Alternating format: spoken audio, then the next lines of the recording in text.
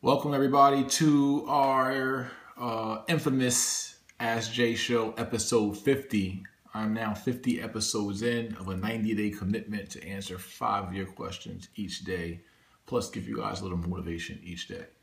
And so my motivation today is going to be, by all means, get it done, be resilient, be persistent, and there's no such thing as excuses. There are only results. Point being, I don't have a printer handy and I don't have an extra phone handy to answer your questions.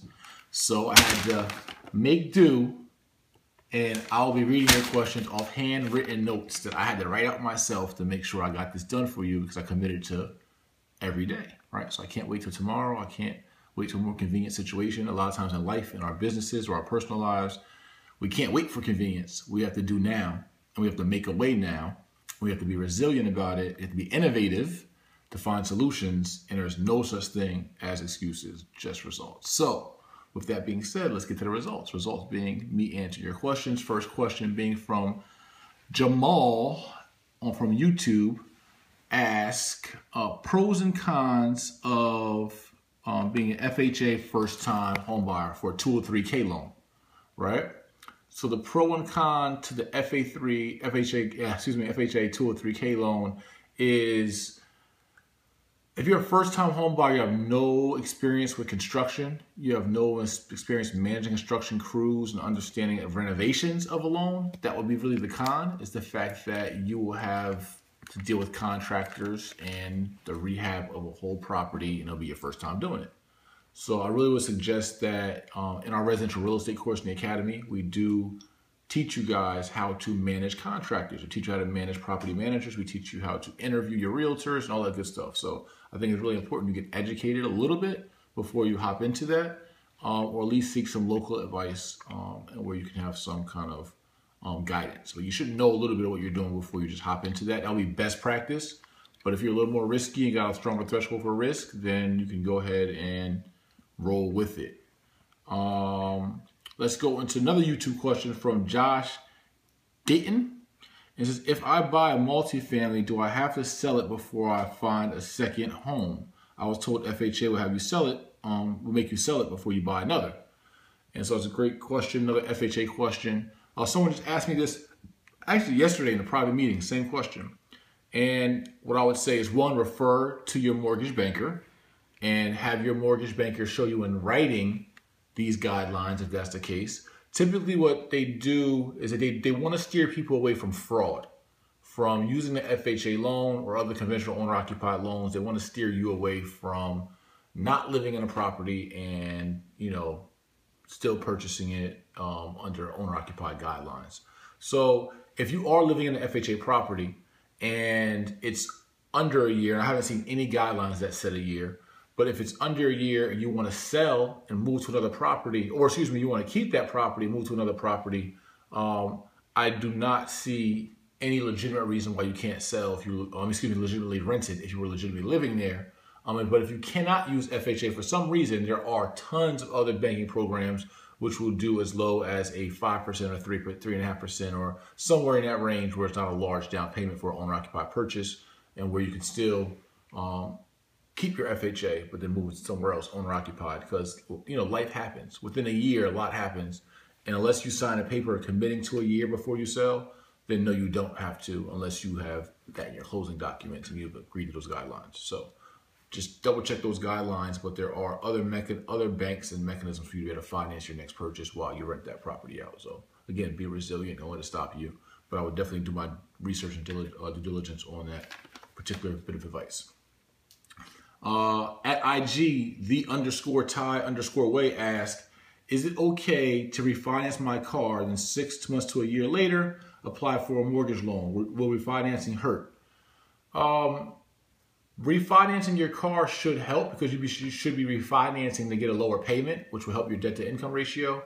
You should be refinancing to save money, right? By getting a lower payment, you should be refinancing to get a lower interest rate. So I'm hoping that will actually help you. What could hurt is that once you refinance your car, you're starting your loan all over again. So if you were close to the end of your loan, there would be no reason to refinance, especially if you're within the last year, because that would be not even be counted on your mortgage debt to income anyway. If it's the last year of your mortgage, last year of your car loan, they don't count the last year towards your debt typically. But I would also have to see your whole situation and really tell you like best advice in that situation, because you might be eligible for a mortgage now. I don't know how much of a mortgage you want, et cetera, et cetera, et cetera. But it's not the worst thing in the world. And then IG at Darielle810 asks, when will you be doing another day? When we doing another seminar or conference for wholesaling apartment buildings? And so we are doing conferences, a few of them next year. So that'll be rolling out over the next 30 to 45 days. You'll be seeing dates for conferences. So make sure you're on our email list at jmorrison.net. And we are teaching the commercial real estate course, and we'll be focusing on buying multifamily apartment buildings in the J. Morrison Academy. So you also can enroll at jmorrisonacademy.com for the commercial real estate course or residential real estate course or credit course or business course or stocks and finance. But for your apartment needs, yes, we have a course on that, and we'll be doing conferences for sure, for sure. And then lastly, thank everybody. Yeah. Okay. Then lastly, our last question from Facebook, and Lena Hampton asks, since you're boycotting Christmas, if someone gave you a gift, would you give it back? And I would have, honestly, I have not thought about this whatsoever. Like, what happens if someone gives me a gift when that happens? I think most people that are close to me who would give me a gift understand that I'm boycotting and wouldn't even get me a gift. They would offer their service to my nonprofit, or offer their service to their community, or offer service, or we would spend time together honoring Jesus, because we're going up with Jesus, down with Santa. Like, Santa's on layoff right now.